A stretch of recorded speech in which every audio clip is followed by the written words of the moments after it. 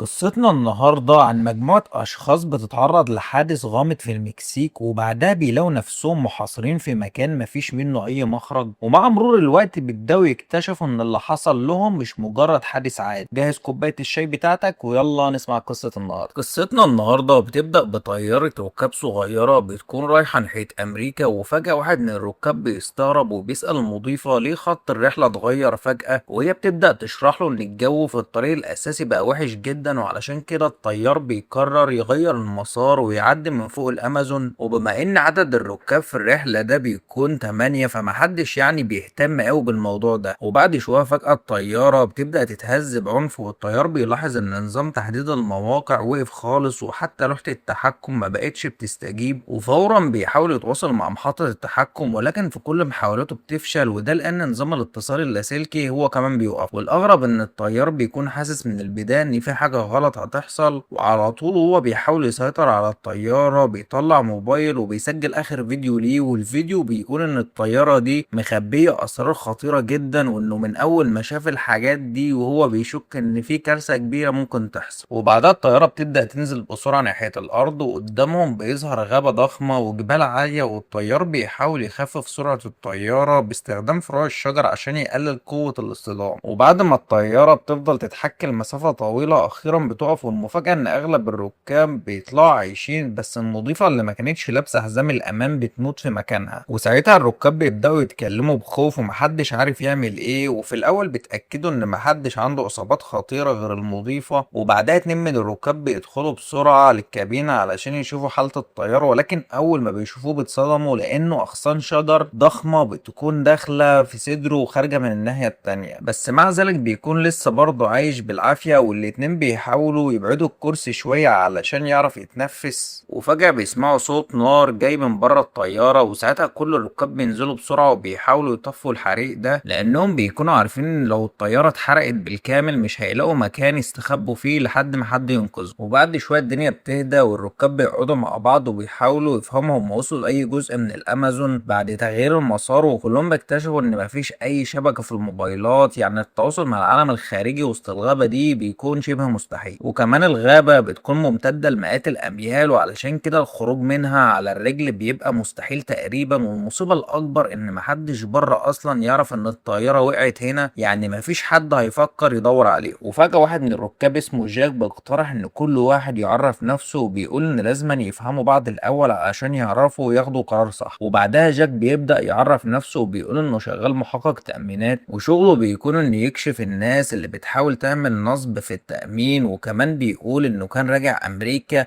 بعد ما خلص قضية. وبعده راجل تاني بيعرف نفسه بيقول ان اسمه كيفن وانه شغال دكتور، وكيفن بيشرح ان بعد سنين شغل في الطب بيفتح شركة معدات طبية وبيكون راجع امريكا علشان شغله.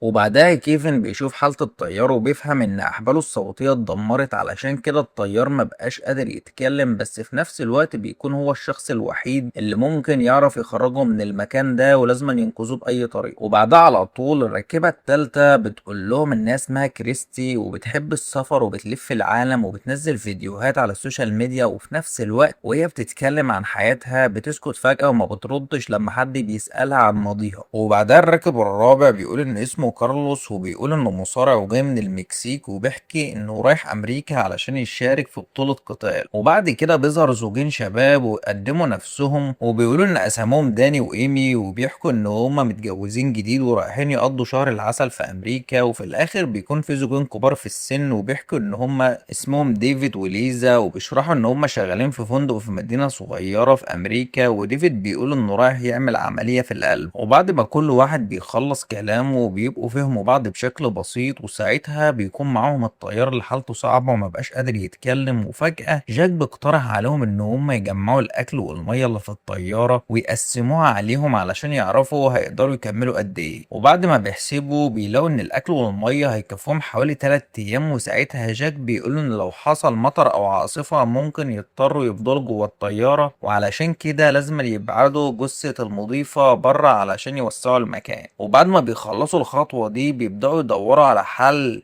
يطلعهم من المكان ده، وبيروحوا يسألوا الطيار لو في جهاز اتصال بالأقمار الصناعية في الطيارة، وكمان بيحاولوا يفهموا ازاي الطيارة خرجت عن مسارها ودخلت الغابة دي من غير أي سبب واضح. والطيار بيحاول يتكلم بس بيكون واضح إنه عارف حاجة ومش قادر يشرحها. وساعتها جاك بيقول إن بما إن كيفن دكتور يبقى لازم يعالج الطيار، ولكن كيفن بيرفض وبيقول إن حالته خطيرة ومفيش أدوات ولا أدوية هنا، ولو عملوا تدخل ممكن يموت أسرع، وعلشان كده بيقرروا يستنوا شوية لحد ما حالته تهدى. وفي نفس الوقت ده ليزا بتطلع الأكل من الطيارة وبتقسمه عليهم، وبعد الأكل بيبدأ الأمل يرجع عندهم شوية إن هما ممكن ينجوا. وساعتها كريستي بتبص ناحية جبل عالي وبتقول إن ممكن لو طلعوا فوقه ويلاقوا شبكة أو أي إشارة، وبتقترح إن هما يجربوا يطلعوا هناك، بس الليل بيكون دخل فبيقولوا خلاص نسيبها لبكرة. وفي اللحظة دي حالة الطيار بتسوق بشكل مفاجئ، وكيفن اللي كان ساكت طول الوقت بيحس إن الوضع خطر، فبيقرر إنه يتدخل ويعمل العملية بنفسه، وبيطلب منهم يجيبوا أي أدوية من الطيارة. وبالفعل بيجمعوا حاجات بسيطة زي سكينة وكحول وحاجات للتعقيم، وبدون أي تخدير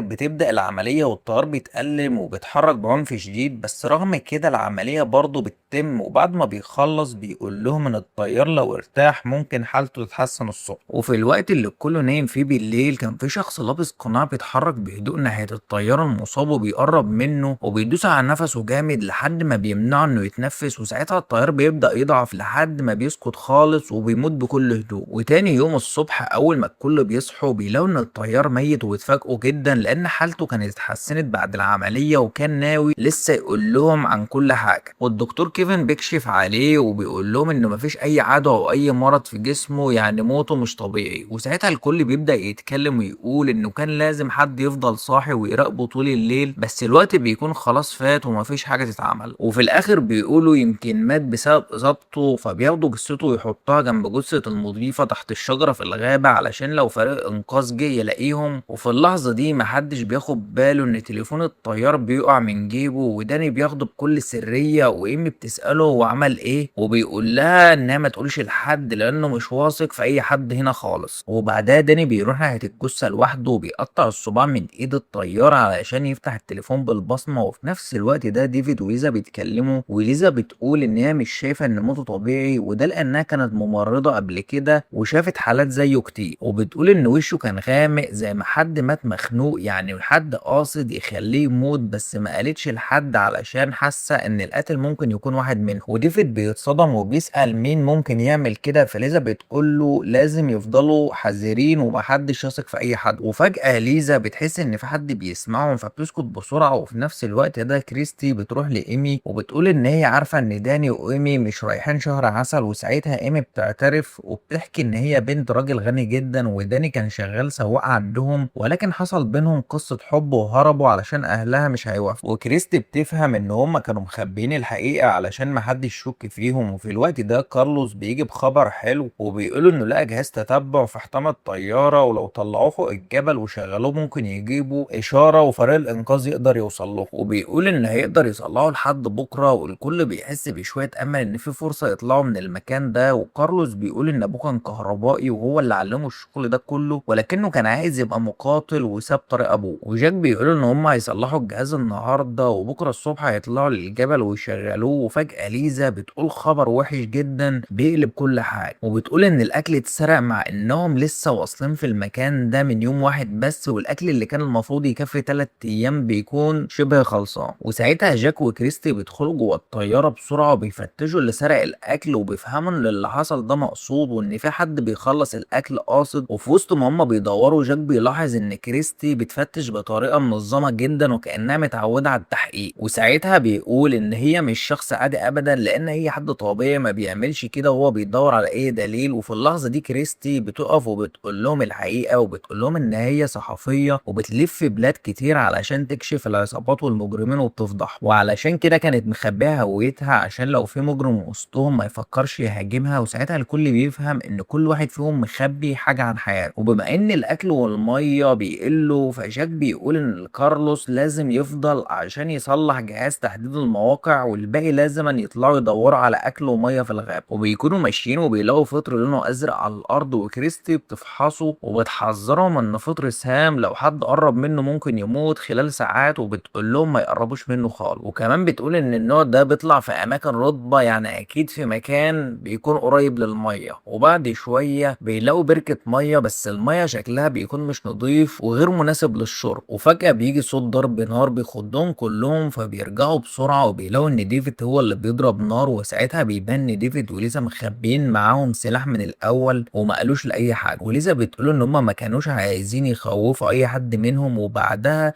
بيطبخوا الاكل وبياكلوا كلهم علشان يسدوا الجوع. وفي نفس الوقت ده كريست وجاك بيحاولوا ينضفوا الميه علشان يقدروا يشربوا، وبكده اليوم بيعدي عليهم من غير جوع ولا عطش. ولكن ايمي مش بتقدر تاكل، فديفيد بياكل الاكل بتاعها هي كمان. وبعد ما بيخلصوا الاكل جاك بيقول لهم انه لو في حد تاني مخبى اي حاجه زي ديفيد وليزا. وساعتها كارلوس بيطلع الماسك بتاعه وبيقول انه مفيش معاه غيره، وبيحكي لهم ان بكره هيحاول يشغل جهاز الجي بي اس علشان يطلب الانقاذ. وفي نفس الليله وهم نايمين ديفيد حالته بتسوء فجاه، وفي نفس الوقت ده في حد بيبص عليهم من بعيد وهو مستخبي. وبعدين الشخص ده بيطلع التليفون وبيكلم واحده وبيقول لها ان الخطه ماشيه زي ما هي عايزه. وساعتها بيبان ان في حد معاهم بيستخدم تليفون من الاول من غير ما حد ياخد باله. وتاني يوم الصبح الكل بيصحى على صوت صريخ ليزا وهي بتعيط وبتقول ان ديفيد مات. والدكتور كيفن بيكشف عليه وبيقول ان في حاجات طالعه من بقه، وده معناه ان اكل متسمم، وغالبا بيكون اكل من نفس الفطر السام اللي شافوه في الغابه. ولما ليزا بتسمع الكلام ده بتنهار من الصدمه وتصرخ فيهم وبتقول لهم ان في حد فيهم بيقتلهم واحد ورا التاني، بس لحد دلوقتي مفيش حد فاهم ليه اي حد يعمل كده اصلا، وده لانهم ما كانوش يعرفوا بعض حتى قبل ما يتقابلوا. وساعتها ليزا بتفكرهم ان موت الطيار الاول ما كانش طبيعي، وبتقول لهم ان وقتها كان واضح جدا ان في حد خنقه بايده، بس هي سكتت علشان ما تخليش الكل يدخل في خناقات ويشكوا في بعض. ودلوقتي ليزا بتفتكر ان هي حكت الكلام ده لجوزها ديفيد، وساعتها حست ان في حد كان بيسمعهم من بعيد، واللي سمع الكلام ده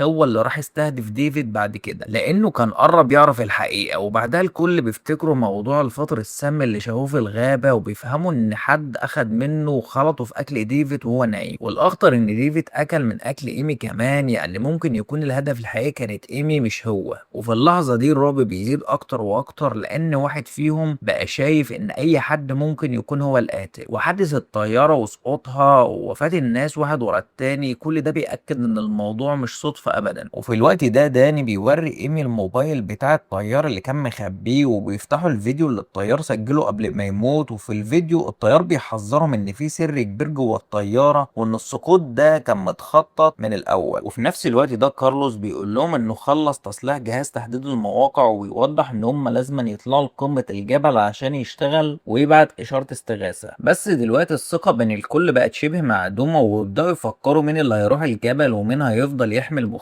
وفي الآخر جاك بيقرر إنه هيفضل تحت في المخيم، وكارلوس والدكتور كيفن وكريستي هيطلعوا للجبل مع جهاز تحديد المواقع. وبيكونوا هما طالعين كارلوس كان بيكون معاه أكل في إيده، وكريستي بتبص عليه وبتفهم إن من نفس الأكل اللي كان اتسرق قبل كده. وساعتها الشك بيزيد عندها إن كارلوس ممكن يكون هو اللي سرق الأكل، بس هي ما بتقولش أي حاجة وبتفضل تراقبه بصمت. وفي نفس الوقت ده بتاخد جهاز تحديد الموقع من ايده وبتحطه معاها علشان ما تدلوش فرصة يبوظه ويخبيه عنها. وفضلوا طالعين على قمة الجبل خطوة خطوة، والتعب بيزيد عليهم، وبعد وقت طويل بيوصلوا للقمة أخيرا. وفجأة كريستي رجلها بتتزحلق وبتقع على حافة الجبل وبتفضل متعلقة. وفي نفس اللحظة دي جهاز التتبع بيقع قريب جدا من الحافة، ولو الجهاز وقع تحت هيضيع ومحدش هيعرف يوصل له مرة تانية. وكريستي بتمد ايديها بكل قوتها وبتحاول توصل للجهاز الأول وبتلحقه في آخر لحظة، وكارلوس وكيفن بيجروا عليها فورا وبيشدوها لفوق، وبعد مجهود كبير بيطلعوها ومعاها الجهاز. والموقف ده بيخلي التوتر يقل بينهم، لان كل واحد فيهم بيشوف ان التاني ساعده وما سابوش. وكارلوس بيركب جهاز الإشارة فوق الجبل،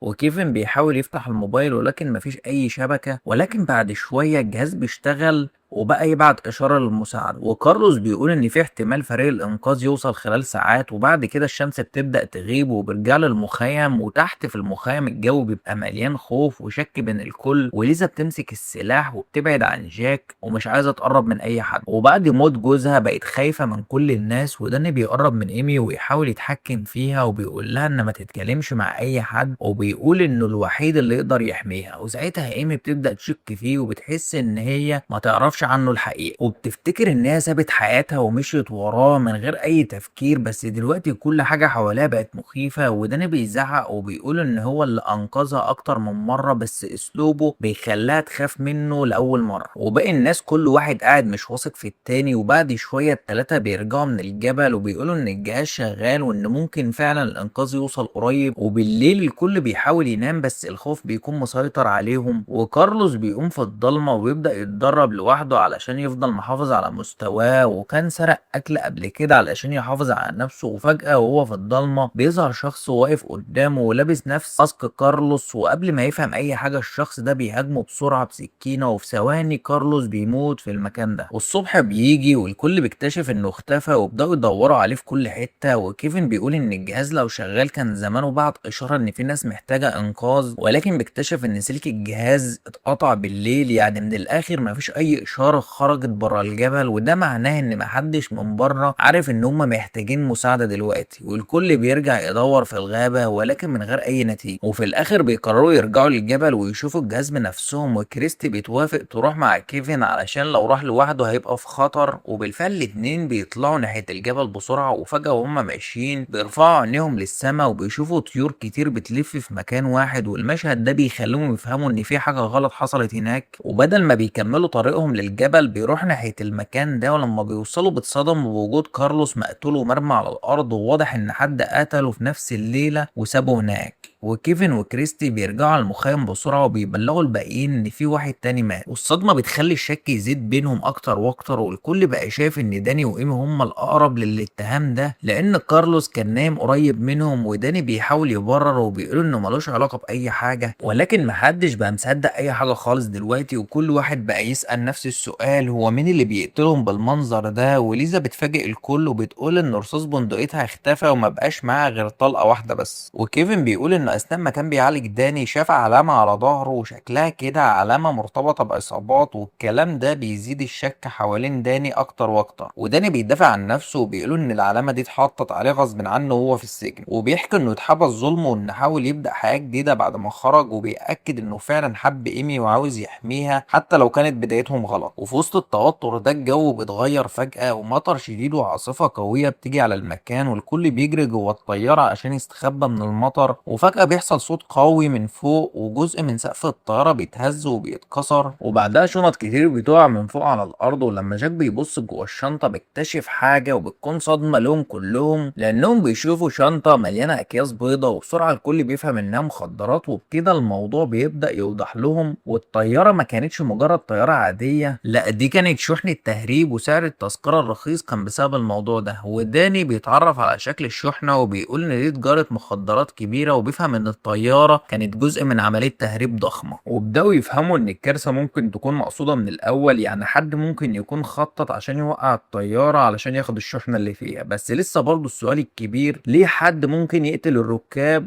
واحد ورا التاني؟ وفي اللحظة دي ايمي بتخاف وبتجري بره الطيارة من غير ما تفكر، وداني بيجري وراها بسرعة، وكيفن بيحذر ان محدش يطلع لوحده. وليزا كمان بتاخد سلاحها وبتطلع تدور عليها وسط المطر والعاصفة، والجو بره بيكون صعب جدا ومفيش رؤية واضحة. وفجأة نفس القاتل بيظهر ورا ليزا وبيهاجمها بسرعة وبيطعنها أكتر من مرة. وليزا بتحاول قبل ما تموت تشيل القناع عنه علشان تعرف هو مين، ولكن ما بتلحقش وبتقع على الأرض، وبكده ليزا بتموت. وتاني يوم الكل بيكتشف جثتها، والصدمة دي بتكسرهم. وبعد كل ده الثقة بين الجميع بتنهار تماما، وكل واحد بقى شايف التاني ممكن يكون هو القاتل، ومفيش أي حد كان معاه دليل واضح لأي حاجة. لحد ما كريستي فجأة بتوجه سلاح ناحية جاك وبتقول إن هي لقت في شنطته رصاص من بندقية ليزا، يعني رصاص اتسرق منه. وكمان بتطلع من شنطته موبايل، وبكده كريستي بتبقى مقتنعة ان جاك هو القاتل. ولكن جاك بيدافع عن نفسه وبيقول انه فعلا اخد رصاص من البندقية، بس كل ده علشان كان شاكك ان ليزا ممكن تكون خطر على الكل، وبيأكد ان الموبايل مش بتاعه وان حد حطه في شنطته علشان يورطه. وفي نفس اللحظة كيفن بيقول ان هم لازم يستخدموا الموبايل ده علشان يطلبوا المساعدة، بس كريستي بتقول انها جربت قبل كده والموبايل ده مش شغال وانه معمول له رقم سري. ومن غير الرقم السري ده مفيش اي استخدام للموبايل. وبما ان التليفون طالع من شنطة جاك فالكل بيكون مفكر ان الكود اكيد معاه، بس جاك بيقول لهم انه ما يعرفش الموبايل ده اساسا. وساعتها داني بيفقد اعصابه وبيهاجم جاك، ولكن كيفن بيوقفه وبيقولوا ان هم لو قتلوه فعمرهم ما يفتحوا الموبايل، وساعتها مش هيعرفوا يخرجوا من المكان ده ابدا. فبيقرروا يربطوا جاك ويحتفظوا بيه عايش، وبعدها الكل بيتفق ان لازما يعرفوا الحقيقة منه. وكيفن بياخد مسؤولية التحقيق معاه وبيروحوا بيسأله تاني عن الكود، ولكن جاك مش بيغير كلامه وبيقول انه بريء ومش عارف اي حاجة. وكيفن تحت الضغط بيبدأ يعامله بعنف شديد وبيحاول يخليه يعترف. وفي نفس الوقت ده التلاتة التانيين بيروحوا ناحية قمة الجبل عشان يتأكدوا من جهاز الإشارة، ولما بيوصلوا بيكتشفوا حاجة هناك بتصدمهم، والأسلاك بتاعت الجهاز مقطوعة تاني. يعني من البداية مفيش أي إشارة خرجت بره أساسا. وكريست بسرعة بترجع توصل الأسلاك مرة تانية، والجهاز أخيرا بيشتغل وبتبقى الإشارة رايحة للمكان اللي هم عايزين يودوا ليها. وفي نفس الوقت ده في أمريكا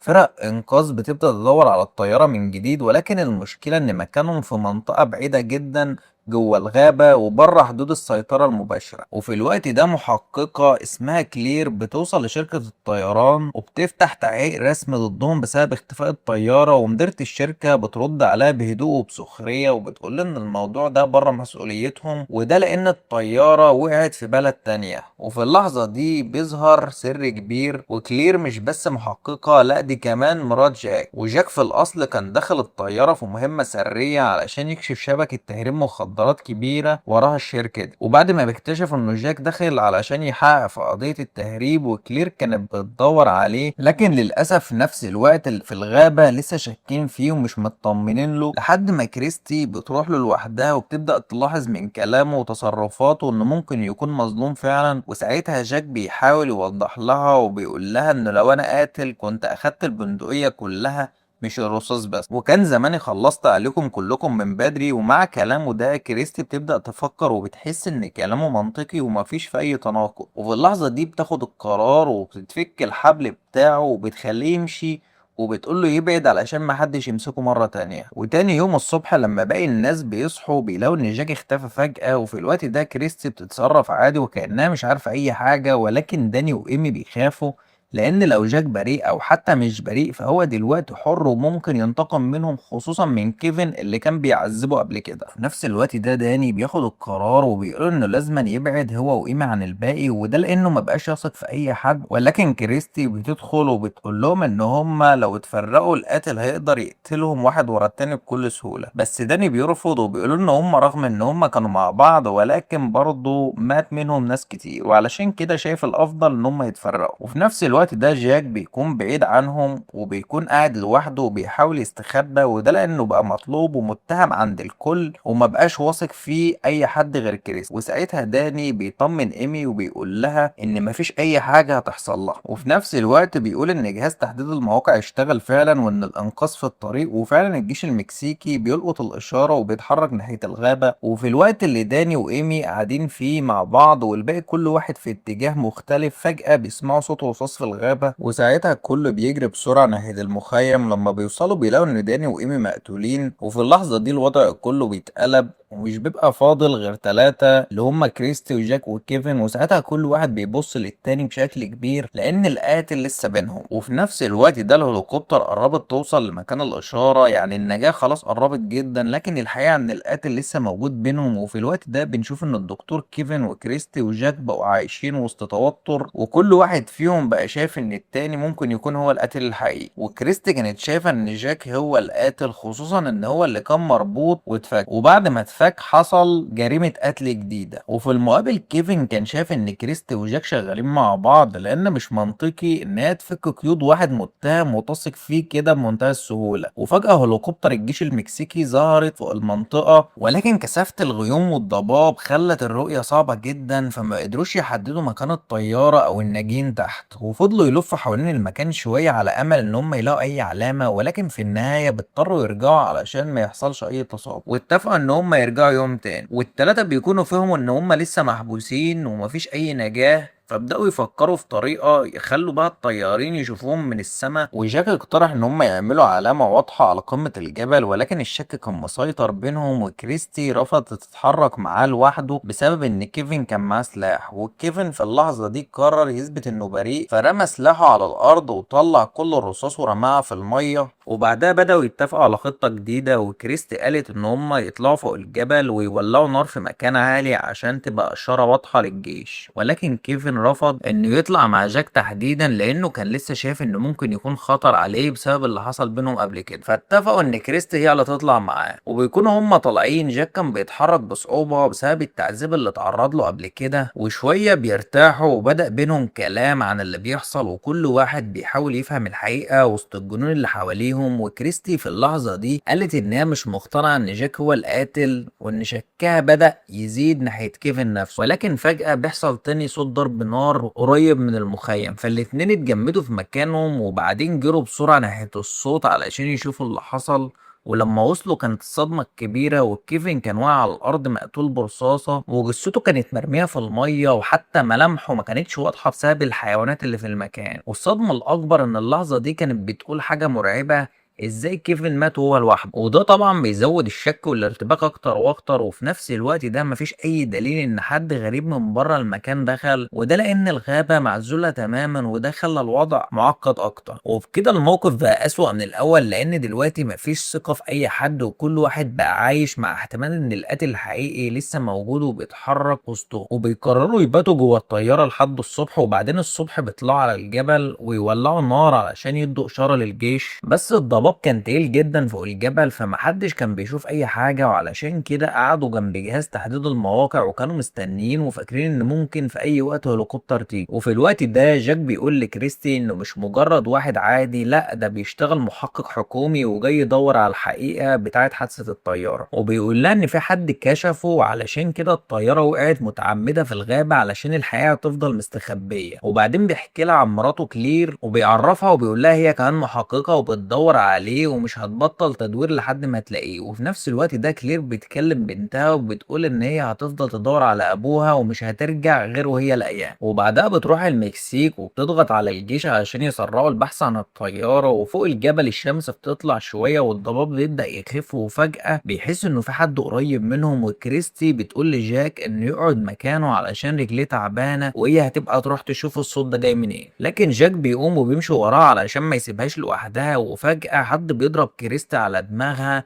وبتقع على الأرض، وبتتضح إن ده القاتل الحقيقي. والقاتل بيشيل سلاحها وبيمشي ناحية جاك وهو لابس أسود ووشه متغطي علشان محدش يعرفه. وجاك وقتها بيحاول يهرب ويبعد لحد ما بيوصل لحافة الجبل، وبيسأل القاتل ليه بتعمل كده ومين أنت أصلا وإيه هدفك، بس القاتل ما بيردش عليه وبيطلع السلاح وبيضربه برصاصة، وجاك بيقع من فوق الجبل. وبعدها كريستي بتبقى لسه عايشة بصعوبة، ولكن القاتل بيقرب منها، وكريستي بتقول له قبل ما تموت أرجوك وريني وشك. والقاتل بيشيل الماسك وكريستي بتشوفه وبتتفاجئ، وده لأنها ما كانتش متوقعة ده خالص. وبعدين القاتل بيخلص عليها هي كمان. وتاني يوم الجيش بيرجع تاني، والضباب بيكون خف شوية، وإشارة تحديد المواقع بتكون اشتغلت، وبيلاقوا حطام الطيارة تحت الجبل. وفريق الإنقاذ بينزل هناك، بس بيكتشفوا إن مفيش أي حد عايش خالص، وبيلاقوا إن كل الشنط والحاجات اللي كانت في الطيارة اختفت. وبعد شوية بيلاقوا الجثث متجمعة في مكان واحد، وبيكون شكلهم إن ماتوا من فترة طويلة، وبيتم نقل الجثث المستشفى. وفي نفس الوقت ده كلير بيجيلها خبر إن مكان الطيارة اتكشف ولكن مفيش ناجين ومن ضمنهم جاك. ساعتها كلير بتنهار وبتبقى مصدومة جدا، وبعدها الجيش بيجيب دكتورة علشان تفحص جثث التسعة اللي لقوهم، وبيحطوا كل الجثث في أوضة مخصصة علشان يتعمل لهم تشريح ويعرفوا سبب الموت الحقيقي. وفي نفس الوقت ده مديرة الشركة اللي بيكون اسمها كورة بتبقى بتراقب كل حاجة، وبيبقى واضح إن عندها خطة مستخبية. وبعد شوية الدكتورة اللي الجيش كان جايبها بيوقفوها في الطريق وبيعملوا حجة إن هم عايزين يعملوا معاها انترفيو، وبكده بياخدوها على جنب، وأول ما بتبقى لوحدها بيخلصوا عليها وبيقتلوها. وجوه كل الجثث بتبقى مع بعض في أوضة واحدة، وفجأة واحد من الشكاير بتتقطع من جوه بسكينة،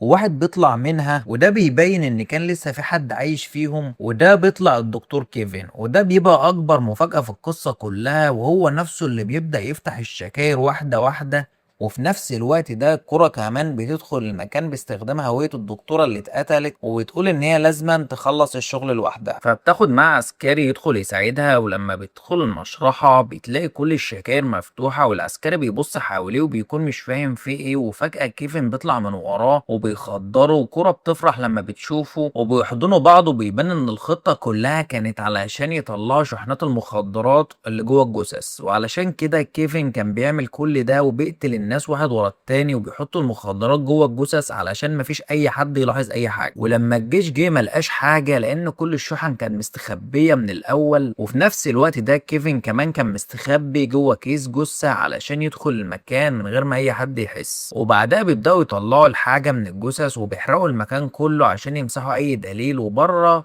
كلير بتوصل للمكان وبتحاول تدخل وتشوف جثة جوزها جاك، ولكن بيقول لها استني بره. وفجأة بيحصل انفجار كبير جوه المكان، والناس كلها بتبقى مش عارفة ايه اللي بيحصل. وفي وسط الفوضى دي كورا وكيفن بيهربوا بالعربية، والجيش بيكمل تفتيش وبيحاول يفهم مين اللي كان لابس الماسك وبيقتل الناس، ولكن مش لاقيين اي دليل خالص. ولكن فجأة بيلاقوا اشارة ان في شخص عايش لسه تحت الانقاض، وبيطلع ان الشخص ده هو جاك. وجاك بيكون نجا بصعوبة بعد ما الرصاصة ما صابتوش، وكمان وهو واقع من على الجبل وقع على شجرة، وده اللي ما خلوش يموت. وبيرفع اشارة انه لسه عايش، وكلير بتبقى منهارة في الاول وبعدها بيتقال لها انه لسه عايش واتنقل للمستشفى. وجاك بعد كده بيعرف ان اسم الدكتور كيفن اصلا ما كانش موجود في السجلات، وساعتها بيفهم انه كان المجرم الحقيقي وبيستخدم هوية مزيفة علشان يقتل الناس ويهرب المخدرات جوه الجثث. وفي الاخر جاك والجيش بيروحوا ناحية كورة، وكورة وكيفن بيكونوا فاكرين ان كل حاجة خلصت وان الخطة نجحت. وبعد كل ده كورة بتتسمم، وبيكون اللي عمل ده هو كيفن. وكيفن بيحاول يهرب بالمخدرات في طيارة صغيرة، ولكن جاك بيضرب عليه نار والرصاصة بتضرب خزان البنزين، فالبنزين بيسرب والطيارة بتقع. وفي الاخر الطيارة بتقع في نفس مكان الحادث القديم، وكيفن بيموت في نفس المكان اللي كان بيقتل فيه كل الناس. وبكده يبقى انتهى فيلمنا النهارده. ما تنساش تدعمنا بلايك وتشترك في القناة وتستنى الفيديو الجاي.